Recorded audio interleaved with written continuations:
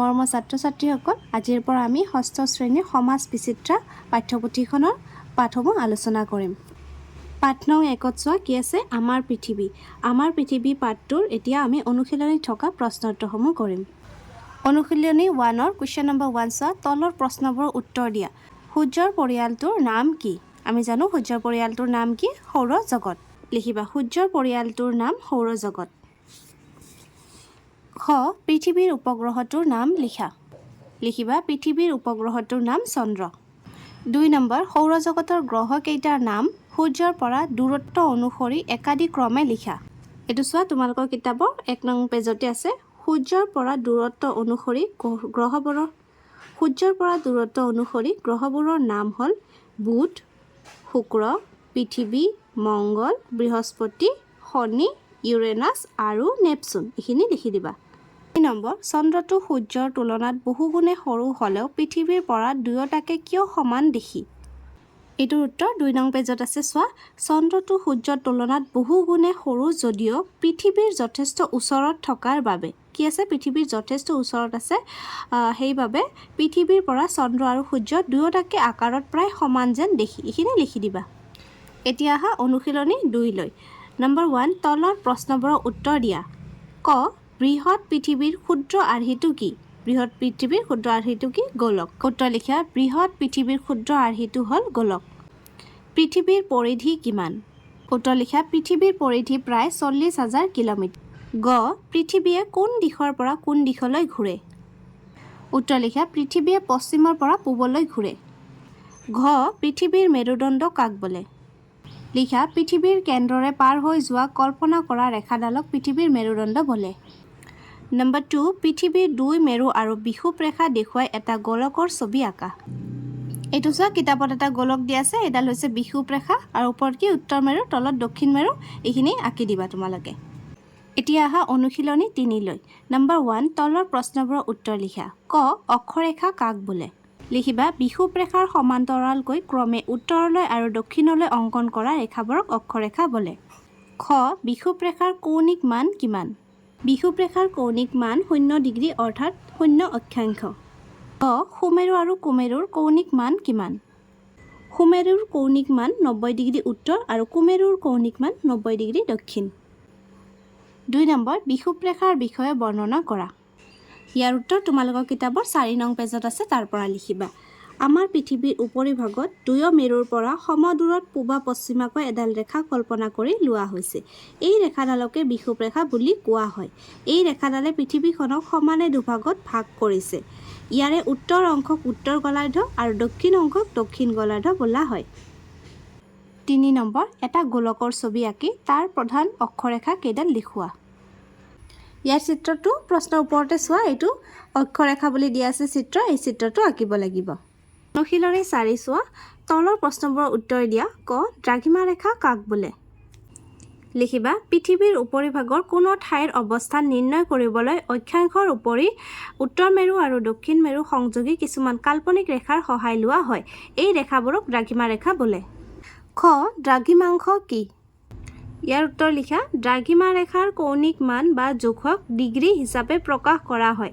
এই কৌণিক মানকে দ্ৰাঘিমাংশ বুলি কোৱা হয়। ক, পৃথিৱীৰ পূব আৰু পশ্চিম এই দুয়ো দিশে মুঠ কিমানডাল দ্ৰাঘিমা ৰেখা কল্পনা কৰা হৈছে? কি লিখিবা, পৃথিৱীৰ পূব আৰু পশ্চিম এই দুয়ো দিশে মুঠ কিমানডালৰ ঠাইত কি লিখিবা, 360 ডাল দ্ৰাঘিমা ৰেখা কল্পনা কৰা হৈছে। এনেকৈ উত্তৰটো লিখিবা। মুখ্য দ্ৰাঘিমা ৰেখা কাক বোলে? ইয়াৰ উত্তৰ লিখিবা ইয়াৰ পৰা। 0 ডিগ্ৰী দ্ৰাঘিমা ৰেখাৰ পূব দিশে 180 ডাল আৰু পশ্চিম দিশে 180 ডাল অৰ্থাৎ মুঠতে 360 ডাল দ্ৰাঘিমা ৰেখা কল্পনা কৰা হৈছে। ইয়াৰ 0 ডিগ্ৰী আৰু 180 ডিগ্ৰী পূব বা 180 ডিগ্ৰী পশ্চিম দ্ৰাঘিমা ৰেখা লগ হৈ এটা পূৰ্ণ বৃত্তৰ সৃষ্টি কৰে। এই পূৰ্ণ বৃত্তাকাৰ দ্ৰাঘিমা ৰেখাডালকে মুখ্য দ্ৰাঘিমা ৰেখা বুলি কোৱা হয়। এইখিনি লিখি দিবা। 2 নম্বৰ, দ্ৰাঘিমা ৰেখাৰ বিষয়ে বৰ্ণনা কৰা। লিখা ইয়াৰ পৰা, উত্তৰ মেৰুৰ পৰা দক্ষিণ মেৰুলৈ অংকন কৰা এই নালাগে কাল্পনিক অৰ্ধবৃত্ত ৰেখাবোৰে হৈছে দ্ৰাঘিমা ৰেখা। দ্ৰাঘিমা ৰেখাৰ কৌণিক মান বা জোখক ডিগ্ৰী হিচাপে প্ৰকাশ কৰা হয়। এই কৌণিক মানকে দ্ৰাঘিমাংশ বুলি কোৱা হয়। দ্ৰাঘিমা ৰেখাসমূহৰ মাজৰ দূৰত্ব বিষুৱ ৰেখাৰ ওচৰত সৰ্বাধিক আৰু এই দূৰত্ব বিষুৱ ৰেখাৰ পৰা ক্ৰমান্বয়ে কমি গৈ মেৰুবিন্দুত দ্ৰাঘিমা ৰেখাবোৰ লগ হৈ যায়। 3 নম্বৰ অক্ষৰেখা আৰু দ্ৰাঘিমা ৰেখাৰ মাজত পাৰ্থক্য লিখা। ইয়াৰ উত্তৰ লিখা এনেকৈ টেবুল বনাবা, এফালে অক্ষৰেখা এফালে দ্ৰাঘিমা ৰেখা। অক্ষৰেখাবোৰ পৰস্পৰ সমান্তৰাল। ইয়াতে লিখিবা দ্ৰাঘিমা ৰেখাবোৰ পৰস্পৰ সমান্তৰাল নহয়। 2 নম্বৰ অক্ষৰেখাবোৰ পূৰ্ণবৃত্ত, দ্ৰাঘিমা ৰেখাবোৰ অৰ্ধবৃত্ত। অক্ষৰেখাৰ মানক অক্ষাংশ বোলে, দ্ৰাঘিমা ৰেখাৰ মানক দ্ৰাঘিমাংশ বোলে। এনেকৈ লিখি দিবা। অনুশীলনী 5 ক নম্বৰত আছে নাছাৰ সম্পূৰ্ণ ৰূপটো কি? নাছাৰ সম্পূৰ্ণ ৰূপটো এইটো, national aeronautics and space administration. কিতাপৰ পৰা বানানবোৰ শুদ্ধকৈ চাই চাই লিখিবা দেই। এনচাৰ লিখা, নাছাৰ সম্পূৰ্ণ ৰূপটো হ'ল national aeronautics and space administration. সূৰ্যই কাৰ চাৰিওফালে পৰিভ্ৰমণ কৰে? লিখিবা, সূৰ্যই নিজ কক্ষপথেৰে হাতীপতি তাৰকা ৰাজ্যৰ কেন্দ্ৰৰ চাৰিওফালে পৰিভ্ৰমণ কৰে। পৃথিৱীক নিজ মেৰুদণ্ডত এপাক ঘূৰিবলৈ কিমান সময় লাগে? পৃথিৱীক নিজ মেৰুদণ্ডত এপাক ঘূৰিবলৈ 24 ঘণ্টা সময় লাগে। ঘ অপসূৰ আৰু অনুসূৰ কাক বোলে? তোমালোকৰ কিতাপৰ 9 নং পেজতে আছে ওপৰৰ ফালে। পৃথিৱীয়ে সূৰ্যক প্ৰদক্ষিত কৰি থাকোঁতে 4 জুলাইৰ দিনাখন সূৰ্যৰ পৰা আটাইতকৈ দূৰত অৱস্থান কৰে। ইয়াকে পৃথিৱীৰ অপসূৰ অৱস্থান বোলে। আনহাতে 3 জানুৱাৰীৰ দিনাখন পৃথিৱীয়ে সূৰ্যৰ আটাইতকৈ ওচৰত অৱস্থান কৰে। পৃথিৱীৰ এই অৱস্থানক অনুসূৰ বোলে। পৃথিৱীয়ে সূৰ্যৰ চাৰিওফালে এপাক ঘূৰিবলৈ কিমান সময় লাগে? পৃথিৱীয়ে সূৰ্যৰ চাৰিওফালে এপাক ঘূৰিবলৈ এবছৰ বা 12 মাহ সময় লাগে। 2 নম্বৰ আহ্নিক গতি কাক বোলে? ইয়াৰ দুটা ফলাফল লিখা। পৃথিৱীয়ে নিজ মেৰুদণ্ডত ঘূৰা গতিক আহ্নিক গতি বোলে। ইয়াৰ দুটা ফলাফল হ'ল আহ্নিক গতিৰ ফলত দিন ৰাতি হয়, আহ্নিক গতিৰ ফলত জোৱাৰ ভাটা হয়। আমাক দুটাই লিখিব দিছে নহয়, সেইকাৰণে দুটা ফলাফল লিখিছোঁ। 3 নম্বৰ বাৰ্ষিক গতি কাক বোলে? ইয়াৰ দুটা ফলাফল লিখা। লিখিবা, পৃথিৱীয়ে নিজ কক্ষপথেৰে সূৰ্যৰ চাৰিওফালে ঘূৰা গতিক বাৰ্ষিক গতি বোলে। ইয়াৰ ফলাফল হ'ল বাৰ্ষিক গতিৰ ফলত মাহ, ঋতু আৰু বছৰৰ পৰিৱৰ্তন হয়। সাগৰীয় হ্ৰদ, বতাহৰ গতি, তাপ আৰু বায়ুৰ চাপৰ পৰিৱৰ্তনৰ কাৰণ বাৰ্ষিক গতি। 4 নম্বৰ পৃথিৱীৰ দুটা ভিন্ন অঞ্চলত কিয় একে সময়তে দিন ৰাতি নহয়? এনচাৰ লিখিবা, আহ্নিক গতিৰ ফলত দিন আৰু ৰাতি হয়।